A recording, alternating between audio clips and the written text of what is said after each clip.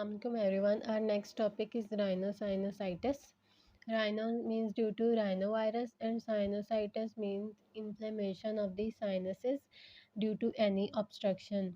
There are four sinuses: maxillary sinus, यहाँ पर एथमाइड sinus, ऊपर फ्रंटल साइनस और पीछे होती है स्फिनॉइड साइनस। इन सब ने ड्रेन करना होता है नेज़ल कैविटी में। नेज़ल कैविटी में हमारे पास तीन मीटर्स होते हैं, सुपीरियर, मिडल और इन्फीरियर। सुपीरियर मीएटस में ड्रेन करता है पोस्टीरियर एथमाइड और स्फिनॉइड साइनस। मिडल मीएटस में ड्रेन करता है फ्रंटल, मैक्सिलरी और एंटीरियर एथमाइड। और जो इन्फीरियर मीएटस है यहाँ पर ड्रेन करती है नेज़ोलैक्रिमल डक्ट। अगर किसी भी वजह से इनकी ऑब्स्ट्रक्शन हो जाए, उसकी वजह से इन्फ्लेमेशन होगी और अफेक्टेड एरिया में पेन होगी। उसके बाद सबसे कॉमन जो मैक्सिलरी साइनस इन्वॉल्व होती है, क्योंकि इसका म्यूटस होता है सुप्रोमीडियली, तो इसने अगेंस्ट दी ग्रेविटी ऊपर जाकर ड्रेन करना होता है, इसलिए ये सबसे कॉमनली अफेक्टेड होती है। एक्यूट साइनसाइटिस में सबसे कॉमन जो कॉमनली कॉज होती है वायरसेस है, सच एज राइनो वायरस, और इसके ऊपर सुपर इम्पोज बैक्टीरियल इन्फेक्शन हो जाता है, जिसमें हमारे पास स्ट्राइड होता है, non typeable, H influenza, S pneumonia और एम कैटारलिस का। अब जो पैरानेजल साइनस इन्फेक्शन है वो ऑर्बिट, कवर्नर साइनस और ब्रेन में भी एक्सटेंड कर जाता है, जिसकी वजह से कॉम्प्लिकेशंस हो जाती हैं orbital cellulitis, cavernous sinus syndrome और meningitis. Next is epistaxis means bleeding from the nose. इसमें सबसे कॉमन एंटीरियर सेगमेंट में ब्लीडिंग होती है, जहाँ पर कैसलबैक प्लेक्सिस होती है, लेकिन सबसे लाइफ थ्रेटनिंग हेमरेज जो है वो होता है पोस्टीरियर सेगमेंट में। कैसलबैक प्लेक्सिस में यहाँ पर 5 आर्टरीज आकर एनास्टमोस करती हैं: anterior ethmoid, posterior ethmoid, sphenopalatine, greater palatine और सुपीरियर लेबियल आर्टरी। और जो पोस्टीरियर सेगमेंट में जो हेमरेज होता है, उसमें सबसे कॉमन आर्टरी इन्वॉल्व होती है स्फीनोपैलाटाइन, जिसकी वजह से लाइफ थ्रेटनिंग हेमरेज हो जाता है। और इसके कॉमन कॉजेज़ में foreign body trauma, allergic rhinitis और नेज़ल एंजियोफाइब्रोमास आ जाते हैं।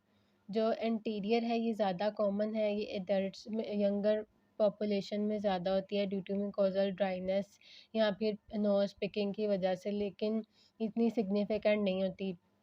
जबकि जो पोस्टीरियर है वो लेस कॉमन है, ओल्डर पेशेंट्स में होती है, हाइपरटेंशन की वजह से हो सकती है और ये ज़्यादा सिग्निफिकेंट होती है, इसमें लाइफ थ्रेटनिंग हेमरेजेस हो सकते हैं। Next is head and neck cancer. यहाँ पर स्क्वेमस सेल कार्सिनोमा ज़्यादा कॉमन होता है। इसके रिस्क फैक्टर्स में टोबैको और अल्कोहल। ओरोफ्रेंजियल कार्सिनोमा में ह्यूमन पेपिलोमा वायरस 16 और नेजोफ्रेंजियल में एब्स्टीन बार वायरस, ये याद कर रखना है। उसके बाद फील्ड कैंसराइजेशन में क्या होता है कि कार्सिनोजन बहुत वाइड स्प्रेड एरिया को डैमेज कर देता है, जिसकी वजह से बहुत ज़्यादा मल्टीपल ट्यूमर्स डेवलप कर जाते हैं, जो कि बाद में इंडिपेंडेंटली ग्रो करते हैं। जो नेज़ोफेरेंजियल कार्सिनोमा है, इसमें जो साइंस एंड सिम्टम्स बनते हैं unilateral nasal obstruction, discharge, epistaxis और यूस्ट्रिशियन ट्यूब के ऑब्स्ट्रक्शन की वजह से ओटाइटिस मीडिया और हेयरिंग लॉस भी हो सकता है।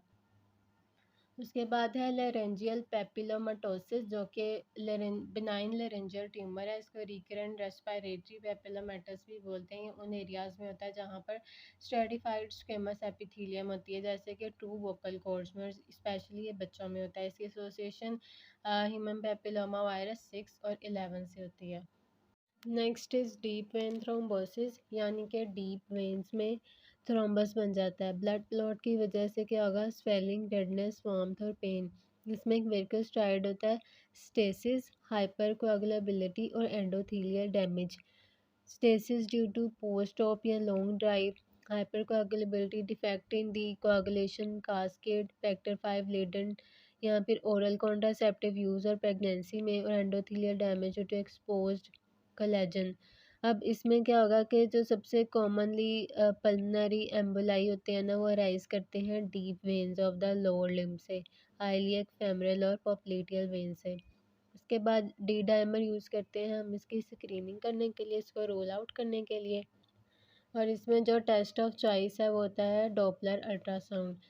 एक्यूट और प्रोफाइलैक्सिस में अनफ्रैक्शनेटेड हेपरिन या low molecular weight heparin use करते हैं, और लॉन्ग टर्म ट्रीटमेंट के लिए direct anticoagulants like rivaroxaban and एपेक्सीबेन।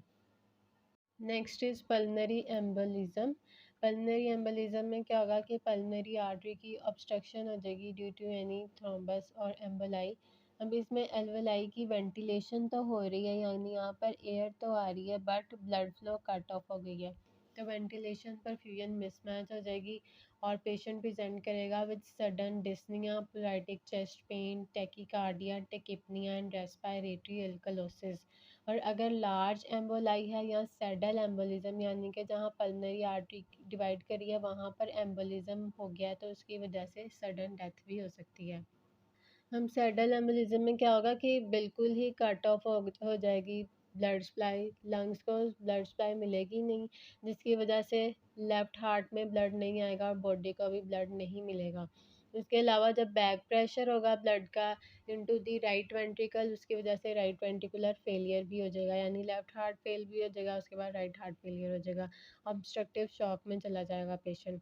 और इसमें जो टेस्ट ऑफ इमेजिंग है, टेस्ट ऑफ चॉइस, वो है सीटी पल्मनरी एंजियोग्राम। और उसके बाद ईसीजी की जो फाइंडिंग ये याद रखनी है, इसमें साइनस टेकिकार्डिया होता है मोस्ट कॉमन, और less common S1Q3 T3 abnormality. उसके बाद लाइन ऑफ जैन है जिसको हम यूज़ करते हैं to differentiate pre partum and post partum thrombi. हाँ, इसमें क्या होता है, पिंक और रेड एरियाज़ होते हैं। पिंक एरियाज़ में फिब्रिन और प्लेटलेट्स की वजह से, और रेड एरियाज़ आरबीसीज़ की वजह से होते हैं। और ये जो है वो प्री पार्टम थ्रोम्बाई में ये मिलेंगे, हमें पोस्ट पार्टम में नहीं मिलेंगे। ट्रीटमेंट में हम एंटीकोआगुलेशन देते हैं, heparin, direct thrombin factor 10 inhibitors और इंफीरियर वीना कैवा फिल्टर। उसके बाद इसकी टाइप्स आ जाती हैं, फैट एम्बोलिज्म, एयर एम्बोलिज्म और एमनियोटिक फ्लूइड एम्बोलिज्म। इसके अलावा बैक्टीरियल भी हो सकता है और ट्यूमर की वजह से भी। इसकी टाइप्स में सबसे पहले आ जाता है fat embolism due to long bone fractures या लिपोसक्शन। इसमें सिनेरियो आता है कि पेशेंट को लॉन्ग बोन का फ्रैक्चर हुआ था और उस पर फिर 4-5 दिन बाद उसकी डेथ हो जाती है ड्यू टू फैट एम्बोलिज्म। इसमें हमें क्लासिक ट्राइड मिलता है हाइपोक्सीमिया, न्यूरोलॉजिकल एबनॉर्मेलिटीज़ और पेटिकियल रैश। उसके बाद आ जाता है एयर एम्बोलिज्म, जिसको हम गैस एम्बोलिज्म भी बोलते हैं, क्योंकि इसमें जो गैस की वजह से एम्बोलस बन जाता है और ब्लड सप्लाई ऑब्स्ट्रक्ट हो जाती है। इसमें जो प्राइमरी है उसको हम केशन डिजीज़ या डिकम्प्रेशन सिकनेस भी बोलते हैं, जो कि डाइवर्स में होती है। जब वो फास्टली असेंड करते हैं तो उनमें नाइट्रोजन बबल्स एक्यूमुलेट हो जाते हैं उनकी ब्लड वेसल्स में।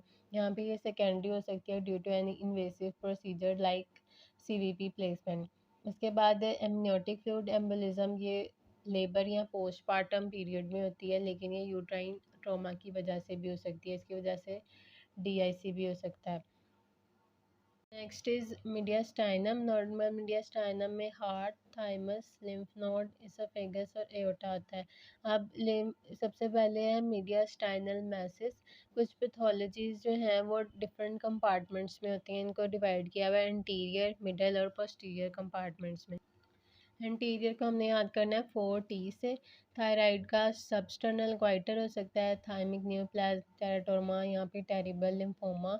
मिडल कंपार्टमेंट में मेटास्टेसिस, हाइटल हर्निया और ब्रोंकोजेनिक सिस्ट। और पोस्टीरियर कंपार्टमेंट में एसोफेजियल कैंसर, न्यूरोजेनिक ट्यूमर और मल्टीपल माइलोमा।